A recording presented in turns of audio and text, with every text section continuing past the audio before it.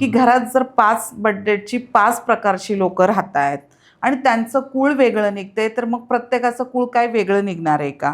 तसं नाहीये.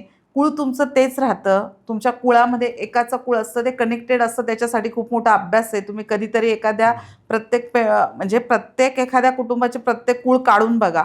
एनर्जी वेगळी आहे ना. तुम्ही कोणत्याही कुळात जन्म घेतला, तर प्रत्येकाचं आयुष्य वेगळं आहे ना. एनर्जी कनेक्ट होते तुम्हाला जर कुळाची, तर प्रत्येक समजा 5 मुलं आहेत, आईला 2 मुलं आहेत.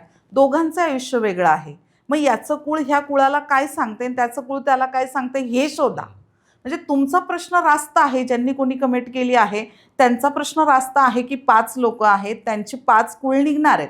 मग याच्यासाठी काय वेगळं कुळ आहे का, किंवा आम्ही काही वेगळं फॉलो करायचं आहे का, किंवा कसं ओळखायचं? त्यांचा प्रश्न खरंच म्हणजे मी अगदी आवडला मला तो प्रश्न.